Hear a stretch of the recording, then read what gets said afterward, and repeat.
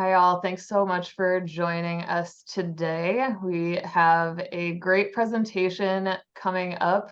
Just a reminder, my name's Ellie. I use she, her pronouns. I work for the Mountain Midwest Hub and support with training. So this is part of our kind of series of webinars that we host just to give y'all some new topics around leadership development and things that we think will support you as leaders in the why.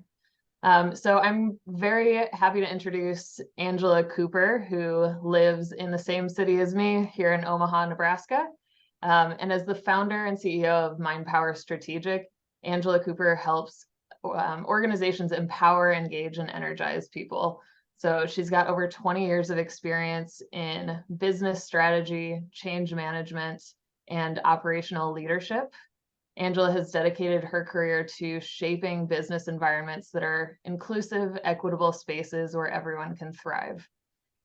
She's a former chief diversity officer and well-recognized leader in the field. Angela speaks, teaches, and consults on a variety of topics that prove how advancing diversity, equity, and inclusion can unleash individual potential and drive organizational health and performance.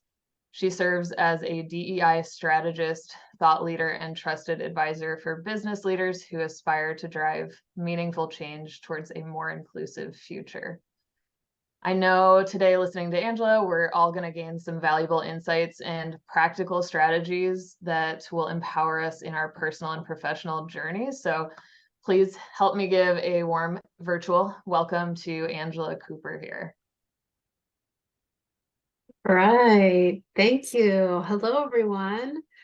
I am truly so honored to be here with you today and grateful for Ellie, who brought me in to host this important conversation. And as we go along, there will be some ideas I shared that I hope you can keep track of. So we do have a handout, and Ellie's going to be posting that in the chat. So I hope you can take advantage of that. And yes, my name is Angela Cooper. I use she, her pronouns, and I'm speaking to you today as someone who has all the experience and holds all the titles that Ellie mentioned and that are known publicly and that were read in my bio. And also as someone who has many aspects of my life that many people do not see. Yes, I founded a DEI consulting firm. Yes, I'm a former chief diversity officer at a Fortune 300 company. And I'm also someone who has had many other hidden aspects of their identity influence their life and their mental health and their family. And someone who has had their physical and mental well-being in a pretty precarious position over the last few years. So I have been to the brink of burnout and back. And I'm here to just share a little bit today with you about my experience and what I learned, because, the reality is our lives have difficult times and we all have stressors. And some of the challenges that we face, we are prepared for and we take on intentionally, right? We might decide to pursue a new degree, or we might sign up a child for an activity that's going to demand a lot of time and energy and money. But other times we are confronted with things that are unexpected, right? Health situations, demands at work, surprising life changes, and all of these things can require more energy and attention than we expect. So I want to talk about that a little bit today, and just the fact that stress is normal, right? We all have this. But when we get stuck in a place where we don't have enough resources to deal with the stressors, and we can't move back out of a high stress place into a place of safety and calm, that's when burnout happens, right? Because we have to be able to swing back out of it. So in order to maybe get you a little more familiar with me and who I am, I thought I would just share a little bit of my story. So I have some pictures to share with you. So this, let's see, getting advanced. There we go. This is a picture of my family about 8 years ago. And we look really happy, don't we? And we are really happy. this picture I like to kind of think of as a time when I was really imbalanced, right? I did have kind of my finger on the pulse of everything that I needed to manage. And I felt really hopeful and really good and really resilient. And shortly after this, several things started happening in my life that really just kind of challenged me over the next few years. One of those was I took on a role as a chief diversity officer at an organization I had already been at about 15 years. And this was just a really new challenge for me. Um, I was kind of thrust into the spotlight. I had to dig deep and figure out how our organization was going to build a true strategy. And it was all new to me and it was exciting, but it was also really challenging. And it was probably the most intense period of my career was to come. And about 3 years later, this is what I looked like. So, you can tell now I have grown out my silver hair. I got a lot of it during that time.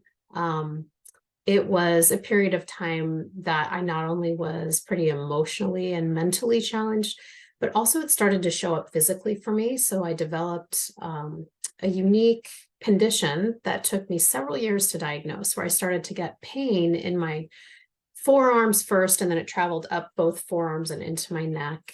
And I started getting excruciating migraines and just really severe pain in my arms that worked its way to the point where eventually I was unable to drive, unable to do a load of dishes, to braid my daughter's hair, and unable to type. And this is why you see me wearing a headset in this picture. It really turned into a longer term disability. And going through that experience really taught me a lot about the ways that people need to navigate through a world that wasn't built for them. So one of the most challenging experiences of my life. And, shortly after that, COVID hit. And so I know all of us, going through that time was just such a shift and trying to, calm our fears and figure out what was happening next and how to keep ourselves safe and how to protect our families. So I was dealing with that as well. And like some of you, I'm sure, on this call, I also had a couple of young kiddos at home, right? So here's an actual picture of my daughter during remote learning. I'm not sure how closely you can see this, but she's got trash all around her. I mean, this is reality at my house. She's got snacks. I think she had maybe 12 or 13 of those applesauce packs at any one point. And she's actually combing her hair with a fork, right? So she's clearly not paying attention. And this was just the struggle. Both my kiddos really had a hard time with the remote schooling environment and, working a full-time job and trying to support them. It was a really, really challenging time. My daughter also was born with several food allergies, including tree nut, peanut, soy, dairy, egg, beans, and peas. And so, we were going through we had a lot of support from our allergist and our doctor, but we were going through some desensitization during this time. And so this is a picture of her at Whole Foods with her vegan cupcake. We found some things she could eat there. But for those of you who are managing, limitations around food or food allergies, how stressful that can be, right? To read labels and to find safe options for yourself. And so going through that desensitization process was really challenging for us, and a scary thing where you give them a little bit of the food they're allergic to and hold the EpiPen ready to go in case there's a reaction, and you spend 4 hours in the doctor's office. And if they can safely consume a tablespoon, then they send you home and you have instructions to kind of keep going with it. But it was a challenging thing for us, especially in the midst of COVID and having to do more of that at home. My son was also struggling. So he moved from 6th grade to 7th grade during that time. And for us, that meant he went from elementary school to middle school. So going from one teacher to 7 teachers and having to keep track of everything online. And he has pretty severe ADHD, and just really, although he was, he's in the high ability learners program, he's a smart kid, but he was quickly plummeting in terms of his grades. He just could not function very well in that environment. And I don't know if it was the stress or what else triggered it, but he also came down with kind of this mysterious GI issue at the time, constant nausea, occasional vomiting.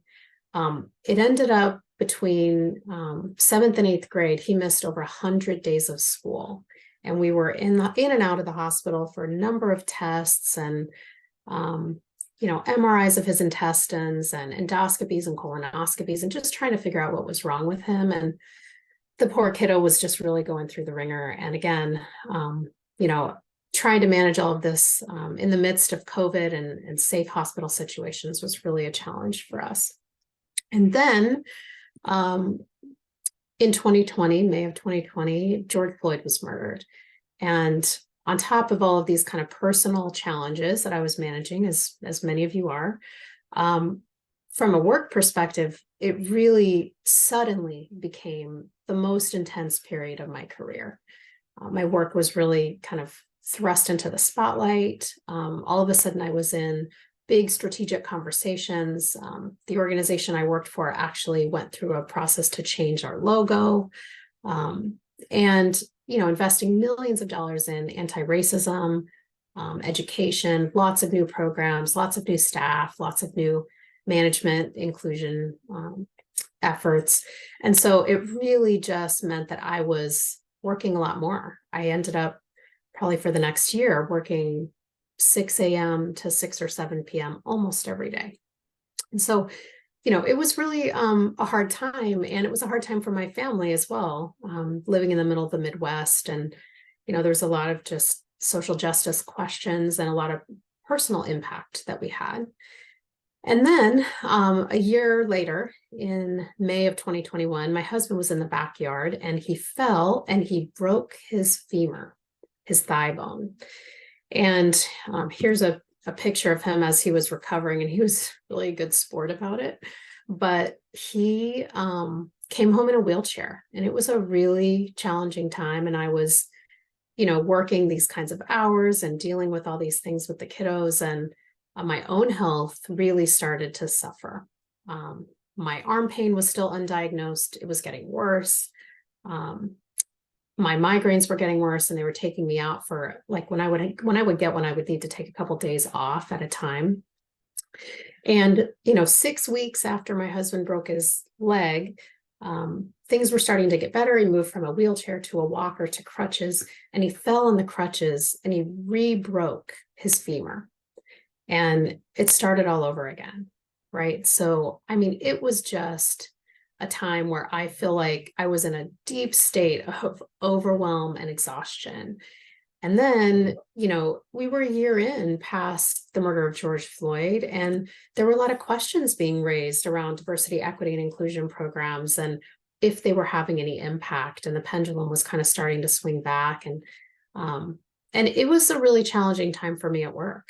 And so all of this, adding up, yes, I had taken on some responsibilities intentionally. I had chosen to work in an emotional, socially tense, high pressure field. Yes, I've chosen to have an active family. But beyond my family and my job choices, all of these things were happening that were unexpected stressors. And my chronic pain just reached a point where it was so intense. My family's needs were just piling more onto my plate than it could hold. And, the volatility of the social environment and its impact on my work, it was just so much. And I reached the point where I just couldn't do it anymore. And this is a picture of me, when I was having one of my migraine episodes, and I have a ice pack on my head. And I just remember that time I finally admitted to myself that something had to give. Like, I hit rock bottom. I was all the way burnt out. And so, I could sense it was probably coming, but I kept trying to ignore the truth about what was happening all around me and how heavy all of these things were. And the fact that my mental and physical health were suffering and my family wasn't thriving. And it was a time when they really needed me. And so, reaching that point and working my way back from there is something that has really shaken me and challenged me to my core. And in the process of going through it, I have just come to so many realizations. And these are realizations that I just feel compelled to share because, I think a lot of this is common for people. Everyone's dealing with something. And so today we're going to spend a little bit of time just reviewing the science of stress and burnout so you can really understand it and identify how to manage it in your own life. And we're going to be going over some evidence-based techniques that you can use to protect yourself. So I thought we would start off with kind of an examination of stress. And I've got a couple of things for us to consider. Here's the first one, right? So maybe you feel like this too. You've got so many things coming at you, like I did at this period of my life, where you just can't really see past it. It feels like it's all crashing down on you. Maybe some of you feel like this, or maybe you feel, is there a way for me to get out of this, right? I think this is so relatable. Sometimes we just kind of wish we could go on vacation and stay there, right? Other times we acknowledge, these things are hitting us pretty hard, but we just somehow keep going, right? We're doing it, but there's a price for doing it. And it shows up. It shows up in our lives. Sometimes we're just ready to hit the ground, right? Like we know we reached the point where we can't do it and we wish someone would come save us. Sometimes we try natural remedies, right? Sometimes we try art therapy. Sometimes we also just act a bit snarky, right? Maybe the stress gets to us and we make some bad decisions. I think this is hilarious. Someone told me signing my emails with best is passive aggressive. So I'm changing it to see you in hell to eliminate any confusion. Actually, this is funny because someone named Angela, who kind of looks like me, posted it, but it wasn't me, but I did find it hilarious. And sometimes we use humor to address some tough topics, but all jokes aside, stress really is serious business. And the reality is that across all sectors and industries, burnout in America is at an all-time high. So here's some of the research from Deloitte on burnout in the workplace. They say that 77% of professionals have experienced burnout in their current job. So that means 7 in 10 of you, 8 in 10 of you that are on this call have experienced, are experiencing, or will experience burnout. And that's a lot of people feeling overwhelmed and exhausted. And if you look at some of these other numbers, 91% of people say that burnout is seriously affecting the quality of their work. 83% say it's affecting their relationships, and 66% say they frequently skip meals because they're too busy or too stressed at work. So I want to talk a little bit about exactly what burnout is, because we all kind of have this intuitive sense, but there's actually some formal definitions. And the first one was coined in the 1970s by Herbert Freudenberger, and he says it's a state of fatigue or frustration brought about by devotion to a cause or way of life or a relationship that failed to produce the expected reward. As time went on, some other social psychologists defined it a little bit differently. Pines and Aronson say that it's a state of physical, emotional, and mental exhaustion caused by long-term involvement in emotionally demanding situations. Christina Maslach, who's kind of the premier researcher from Berkeley, says it's a prolonged response to chronic stress, right? She says it's not kind of this acute emergency thing. It's the everyday stuff that begins to wear people down to the point where they're saying, I just can't do this anymore. And the most recent definition I've seen is by, I think he's a Swedish researcher, Wilmar Schaffelli, and he says it is increasingly considered to be the erosion of a positive psychological state. Now, recently, the World Health Organization recognized burnout as an occupational phenomenon in the International Classification of Diseases, so it's actually listed in the ICD-11. And these are some of the symptoms that I just want to share with you. Now, you do have these on your handout, so in case you're scribbling down some notes, you can look there and find some of these symptoms. The first one is exhaustion, right? Just a severe loss of energy. You are physically tired, mentally drained, and just feeling worn out. The second is emotional impairment. So, this is where you have these intense emotional reactions to things. You feel really overwhelmed by your emotions. Sometimes you react in ways that are bigger than the situation calls for. Cognitive impairment is interesting, but this really is, stress affects your brain. We'll talk about that in a few minutes, but it causes memory problems. You're having trouble focusing, paying attention, concentrating on things, just poor cognitive performance in general when you really hit a state of burnout. And the last one is mental distance. So just feeling kind of distance from the work that you're doing, or even having kind of an aversion to something that you might really love or you have loved in the past. All of a sudden you feel really reluctant to engage in it. And in addition to these core symptoms, burnout also includes some secondary symptoms, which I'm going to point out and I think are interesting because, it's not only kind of this psychological distress that affects your mood, but it's also showing up in physical ways, right? So physical complaints, sometimes that can't be explained by a physical disorder, but just things that don't feel right, or I guess symptoms or disorders that you may already have could be exacerbated from some psychological disorders. So back to the fact, our bodies are pretty well equipped to handle stress in small doses, but when that stress becomes chronic or long-term, that's when it starts having serious effects on your body. And I want to talk for just a minute about the science of that. So stress causes the body to release the hormone cortisol.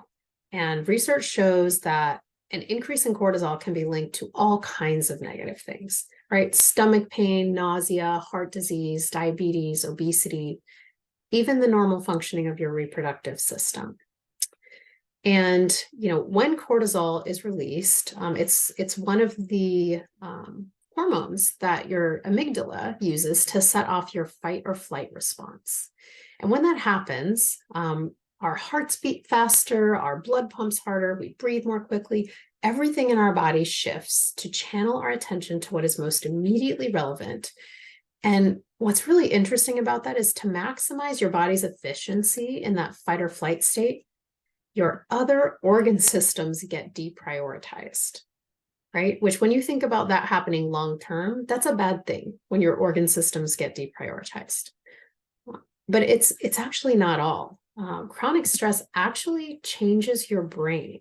So according to several studies, chronic stress can reduce the size of your prefrontal cortex, which is the area of the brain where it's responsible for memory, for learning, all of your higher cognitive functions.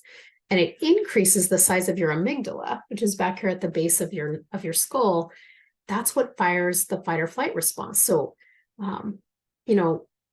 that creates kind of a vicious cycle because your brain becomes predisposed to fire that response and we get stuck or we get trapped in fight or flight. And again, that fight or flight response has a clear purpose and a clear function, but it shouldn't be activated over the course of everyday non-life-threatening activities, right? So you can see how being in this state for a long time can really just lead to a physical breakdown. And that breakdown that happens is what burnout is. And so if you think about like emotionally, just how does it feel when you are burnt out? And if we were in person, I would have, several of you kind of share what that is. But if you just think for yourself, what are those things that you feel when you start to sense you're getting a little bit closer to this state? This list on the left are some of the things that people have told me. This is some of the things I've experienced. This is what the research is saying. Most of these things represent a negative or an unhealthy issue that needs healed or needs attended to. It kind of puts you in this reactive mode. And when you compare that to resilience, which is the opposite state, right? That's where we're feeling good. We're feeling joy and we have the energy to attend to all of the most important things in our lives. And so there's no kind of black and white here, even though these are presented as opposites. Most of us fall somewhere in the middle and most of us kind of shift back and forth between these two things. But I just want you to kind of think of this spectrum in your own life and where you might be falling. And I also, I will share a resource at the end for you to dig a little bit deeper into that, kind of a self-assessment that you can use for yourself or with your teams after you leave here today. But for now, just kind of intuitively think about where you are. And I want to share a few of the factors that are well researched that might lead you to that state. Okay, what actually causes burnout? Now, I mentioned Christina Maslach. She's the prominent burnout researcher in the US, and she talks a lot about the fact that burnout, most people associate it with work overload. So things like the intensity of your work or being asked to do more with less, that is a factor, but it is only one factor, and it's not always the most critical factor. So I want to share some of the others with you. One is lack of control. So this is how much autonomy you have in your work, how much choice or discretion you have to figure out how to do it in the way that you believe is best or how to innovate in some way. So when that is limited, that can really affect you heading down a path to burnout. The next one is limited recognition or rewards. And, this is things like salary and benefits and perks, et cetera. But we're also finding in the research that social reward is sometimes even more important. That when other people notice and appreciate what you do and let you know that you've done something that's really meaningful, that's what helps to prevent burnout. And when you don't feel that, it becomes really hard. Next is isolation, working alone without a sense of community, or when the relationships that you have aren't functioning well or aren't supportive, or you don't have trust. If that's breaking down, that can also be a source of major angst. Inequity, right? Or lack of dignity. This is a really important one. Are the practices and policies administered fairly? And do you have the same opportunity as everyone else? This is not a small or insignificant thing, although sometimes it's invisible to, many of us who identify in a majority identity. Burnout rates are even higher for women, for people of color, for individuals with disabilities, for those in the LGBTQ plus community, for those with caregiving responsibilities. The stresses are different and they are significant. And so, thinking about how those things impact us unfairly is important for us to understand how they lead to burnout. Values. This is when you believe something very deeply and you are asked or expected to act in ways that don't align with that. So this can be, at work, this can be in your personal life. But if you have this internal conflict because something is really important to you and you're not able to act in ways that support it, that can be really frustrating. That can definitely lead to burnout. And the last one is interesting. It's drive and passion, right? So we all know, and we've heard the types of jobs that really were highlighted over the last few years as having higher burnout rates were teachers, those in the medical profession, mental health practitioners. It's those who have these jobs that are highly emotional, that support the emotional well-being of others, the physical well-being of others. And in those types of jobs, it's kind of the norm to just give everything you have to your work and do whatever it takes because you're supporting people's well-being. And so that can also really factor in. Now, I also want to point out that for all of these, there's an organizational lens and there's a personal lens. So yes, for excessive workload, for example, it might be that your organization just has a lot of work to be done and they're asking a lot of you, and that can lead to burnout from the way that your organization's systems and structures work. But it can also be personal, right? Because some of us fail to communicate or even consider how much work we can actually and realistically take on. And we're not good at talking with our superiors about that and setting clear expectations. And so while there is a whole host of work that can be done at the organizational level to prevent burnout, today's session is really to talk about what we can do ourselves to prevent like getting to this last match, right?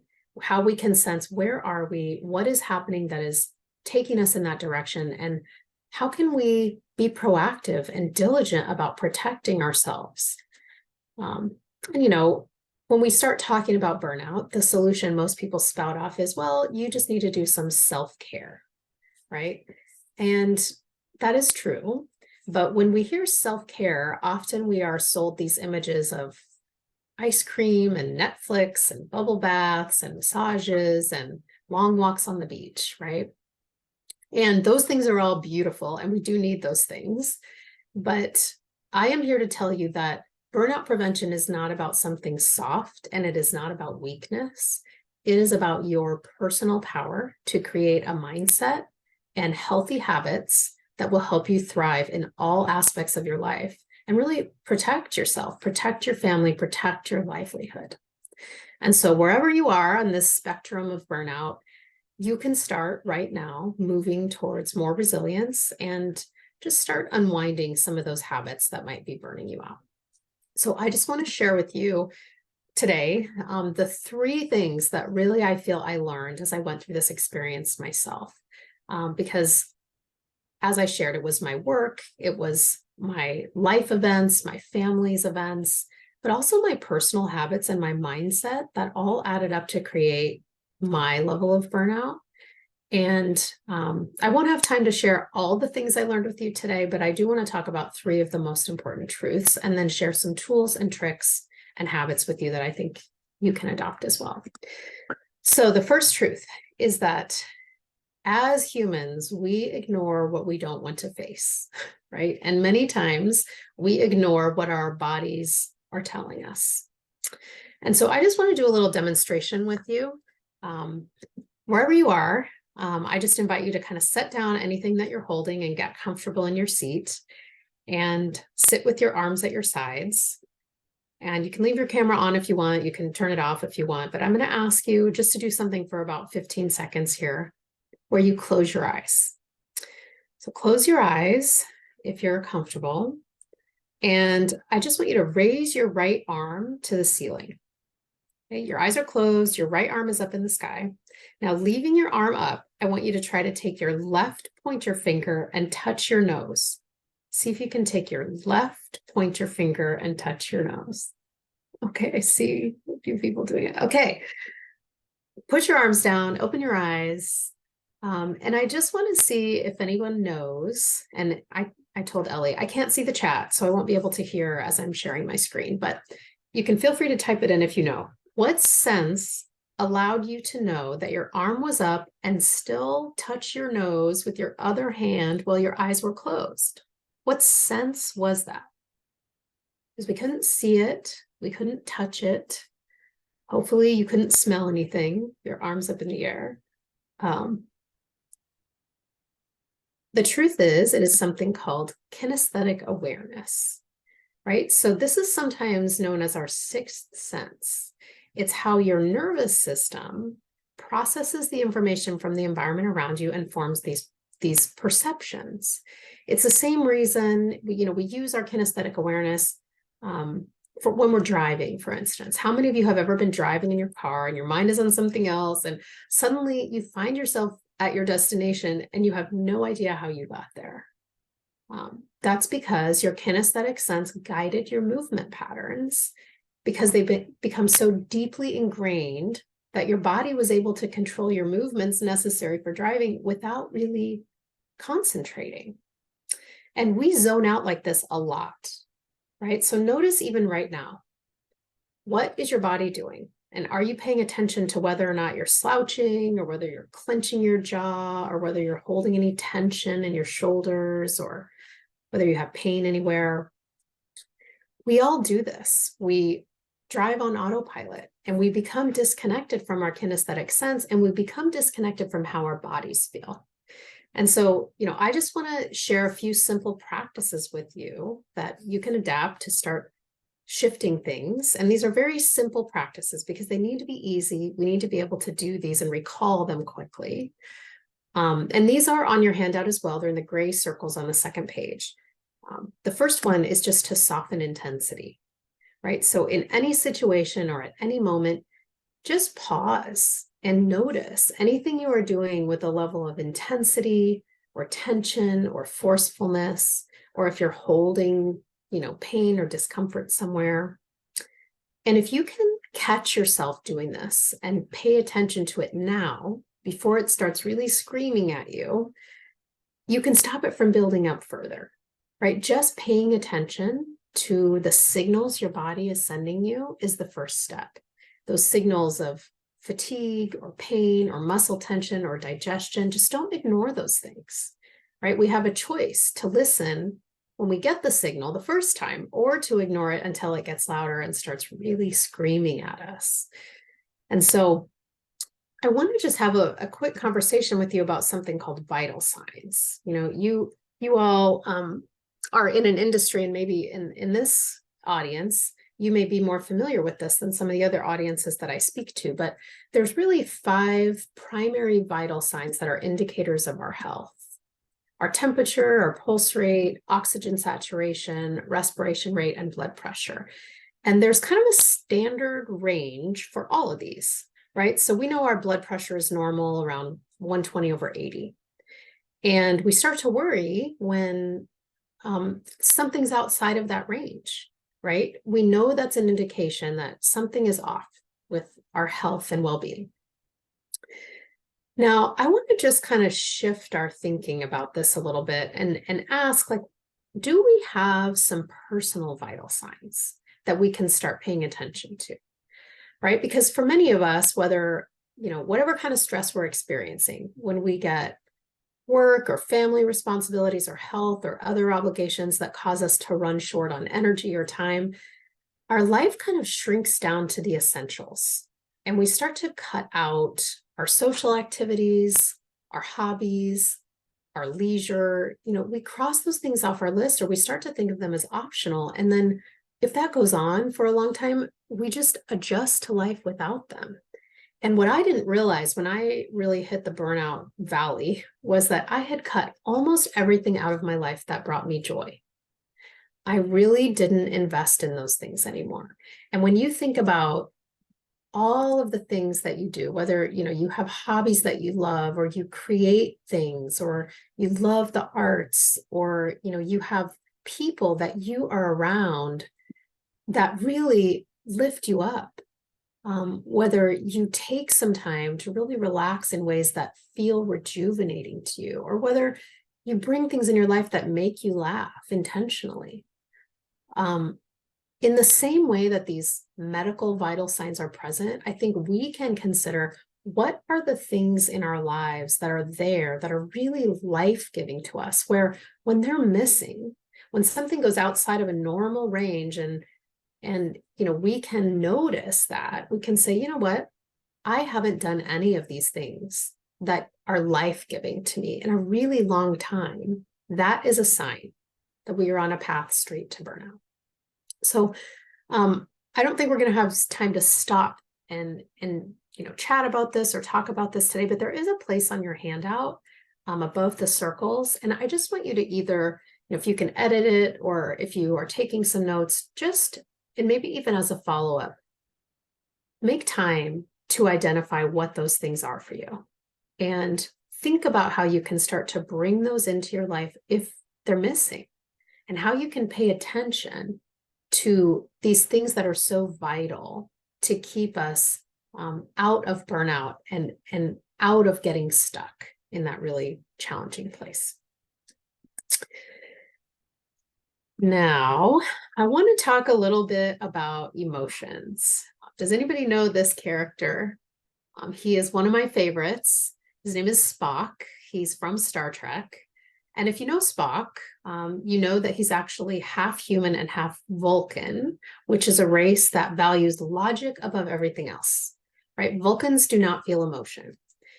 But being half human, raised as a Vulcan, Spock has a lot of internal struggles because he often cannot relate to emotions. And sometimes he even just says they're irrelevant, right? But all of us today are 100% human, and yet we tend to do the same thing way too often. We diminish the importance of our emotions. And, in the United States, we have a limited understanding of emotions. When we're young, we might learn about being happy, we learn about sad. And depending on our situation, we might learn about emotions in a healthy way, or many of us kind of absorb this unhealthy narrative that emotions represent weakness, or that we're only allowed to display emotions in response to some kind of tragedy, or that it's never okay to show anger. And there are all kinds of societal norms with gender and cultural and racial stereotypes attached to them. And one way that this, shows up is there's something called tone policing, where when we start to show these strong emotions, we're told that's not appropriate or that's not okay. And the emotion we're expressing is attacked instead of evaluating the truth of the statement that we're expressing. Right. And so the thing is, when something happens to you, it doesn't matter how big or how small the thing is, you may feel a certain way about it, and you are entitled to have your reaction. That reaction is an emotion, and it's a natural and normal human response. And when you think about the breadth of emotions that humans have, I think there is way too little education about this for children and for adults. There's a whole range of feelings well beyond happy and sad. And if you haven't seen this emotions wheel before, you are not alone. I just found it in the last year. And I found it extremely helpful in identifying exactly what I'm feeling. Sometimes just finding a label for what you're feeling can really help you through it, right? It can reduce this kind of feeling of distress or dread to more of a finite experience that has boundaries, it has a name, we know what it is, we know why we're having that feeling. And so, another practice I just want to encourage you to go through is to really name your emotions, even just finding a label for what you're experiencing. And the emotions wheel is also in your handout.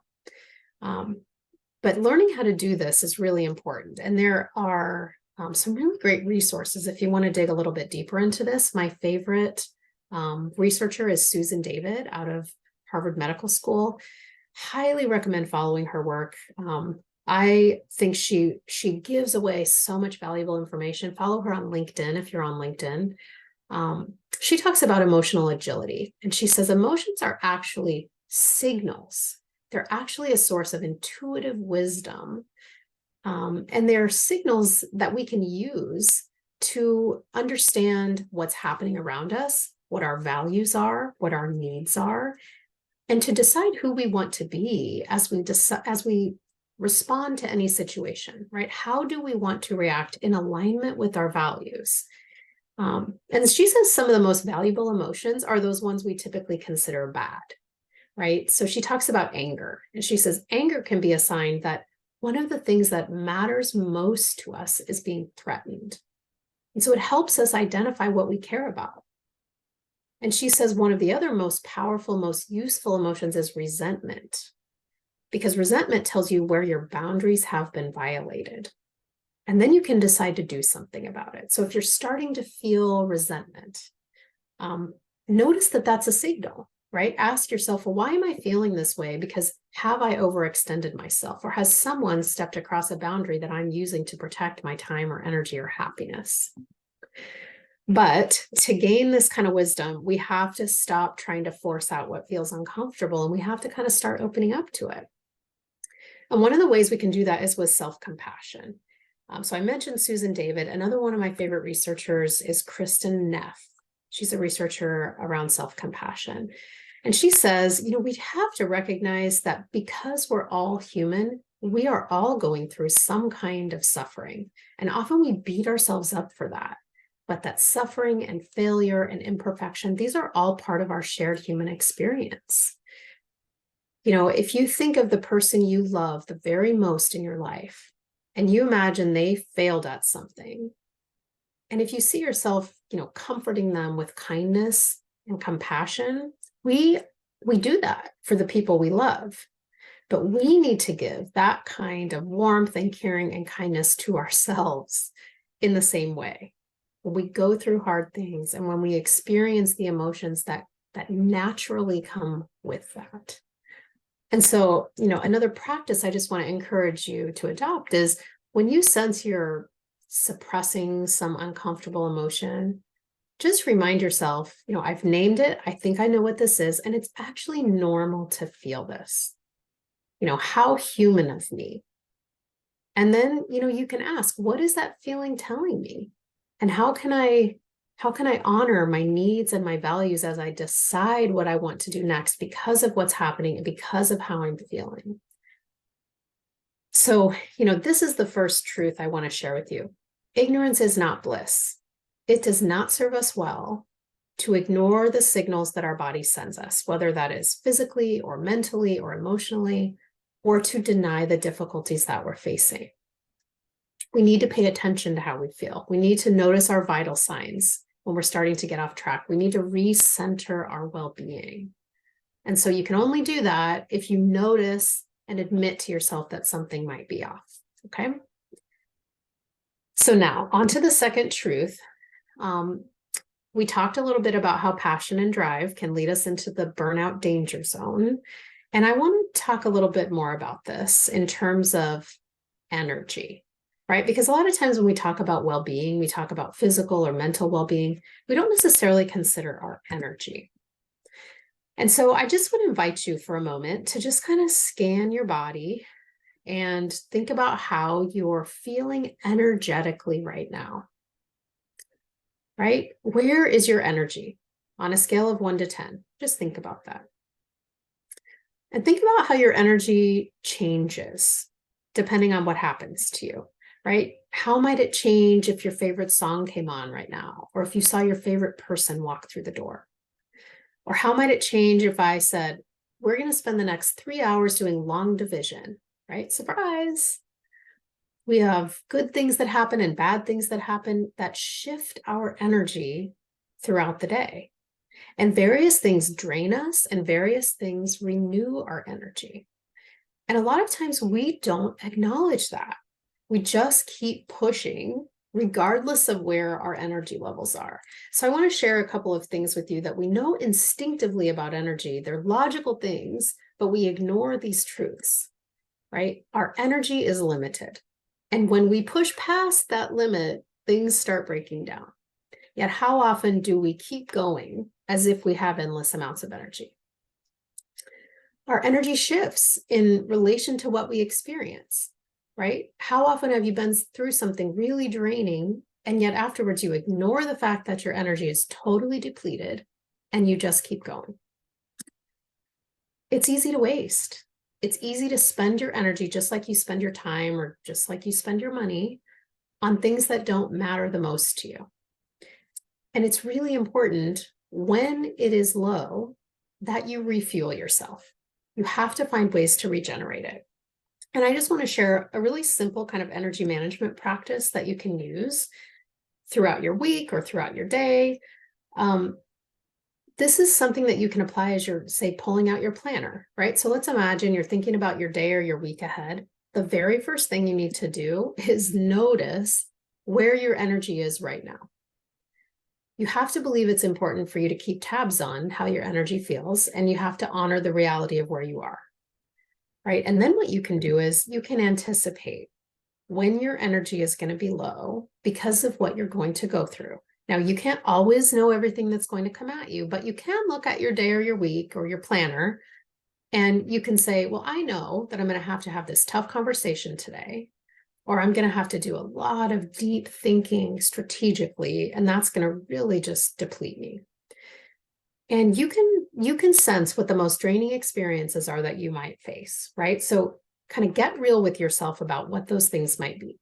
And the key is, and this is just simple, but you need to schedule things to refuel yourself based on those challenging experiences that you have.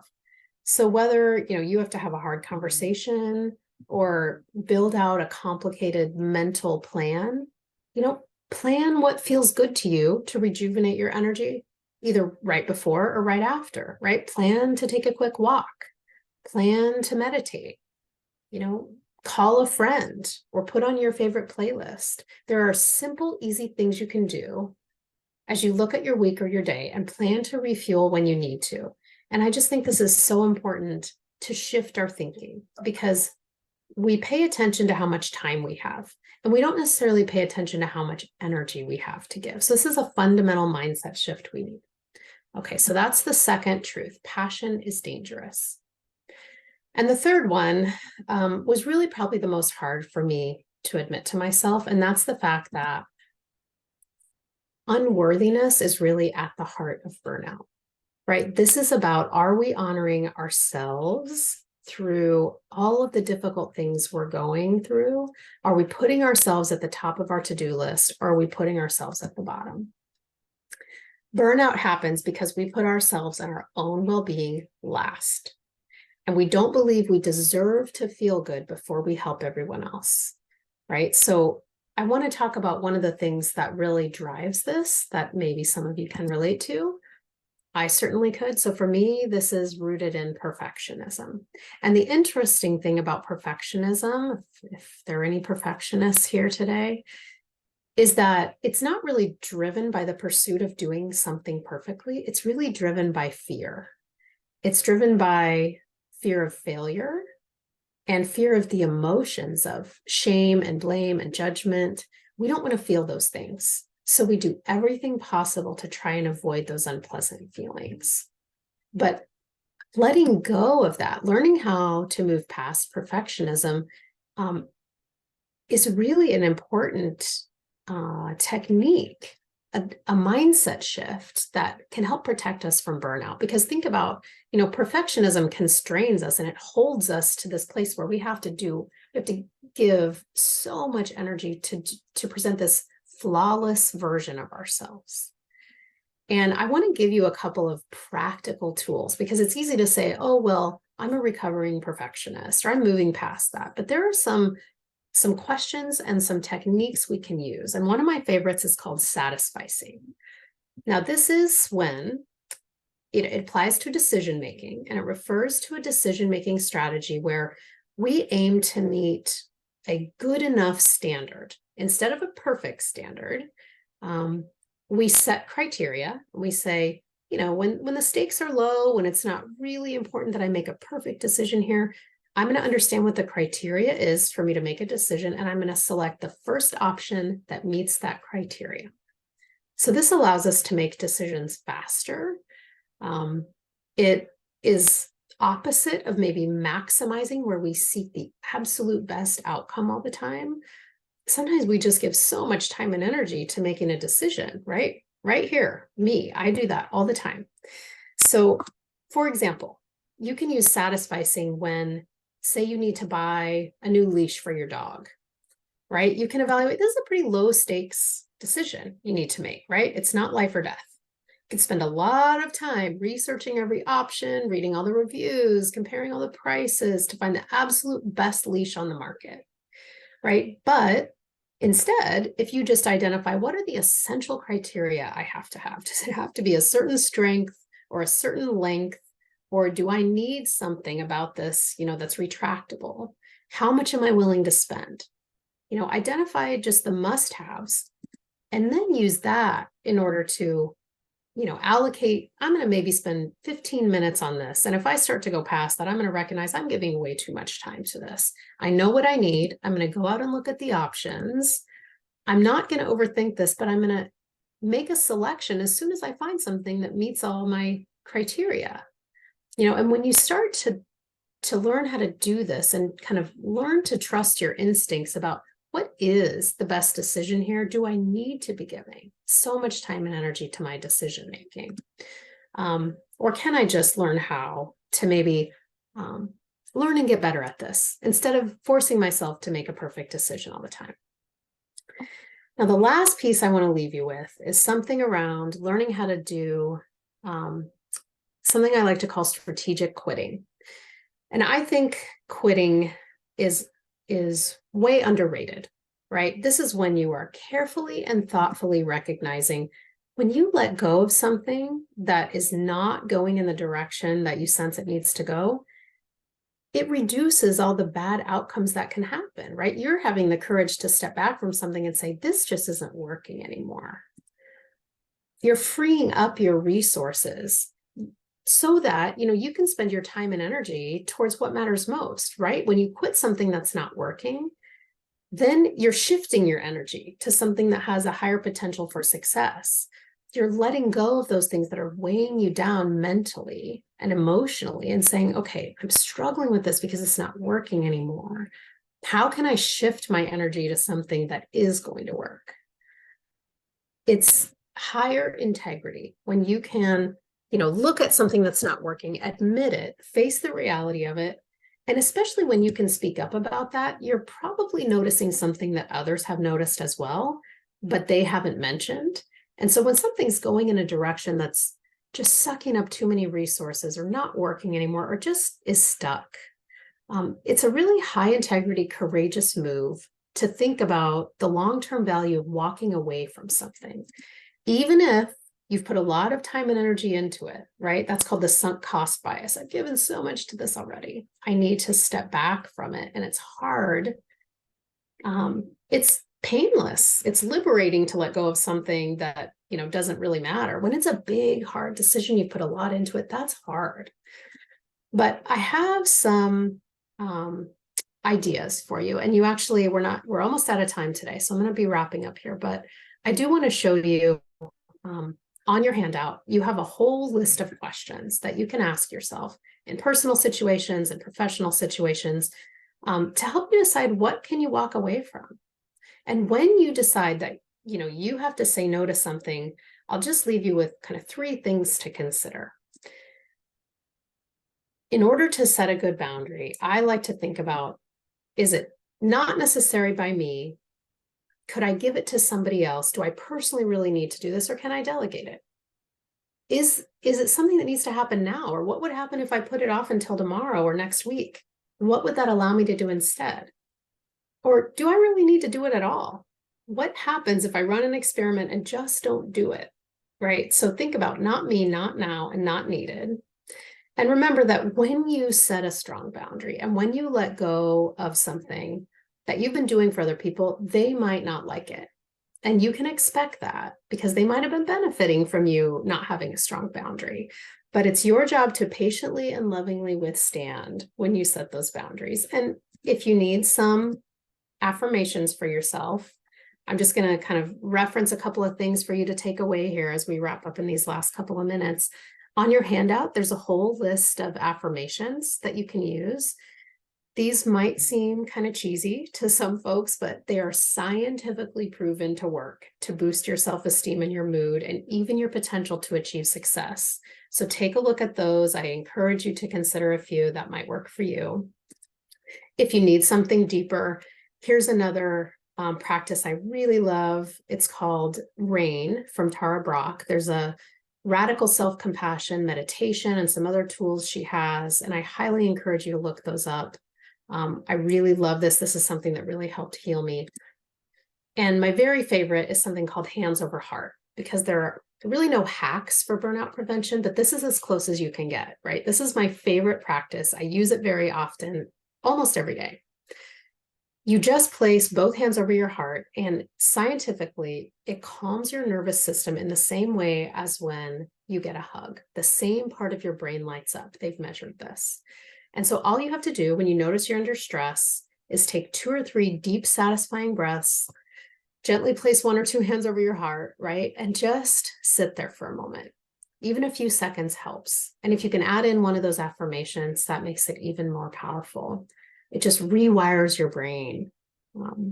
So use that as a practice that you can take away with you today. So that's the last piece. It's about self-worth and these 3 truths, right? Ignorance is not bliss. We must acknowledge reality. Passion can push us past our healthy boundaries. So keep track of your energy. And deep down, remember, unworthiness is at the heart of burnout. And I hope that, you can use some of the practices we talked about today to take some small steps to really protect yourself from burning out. I hope that I'm going to just jump forward a little bit here. you can access this self-assessment. I think Ellie's going to paste it in the chat. I know we're just right up on time here, but click it, save it. I hope you can take it away with you. And I hope that you have found something today that no matter where you come out on the assessment, you really can find some simple practices to really rewire your habits and your mindset towards self-protection and really just preserving your energy for what matters most. So thank you, Ellie. Sorry it took us right up until the end today, but thank you so much, everybody, for being here. I would love to connect with you. I think I have a lot in here because I present this quite frequently. I think I have a QR code, so I'll just leave this here with you. If anyone's interested in signing up for my newsletter or reaching out to me, you can find me online at mindpowerstrategic.com. Find me on LinkedIn. I would love to connect, or sign up for my mailing list through the link right here. So thank you so much. I'll go ahead and stop here and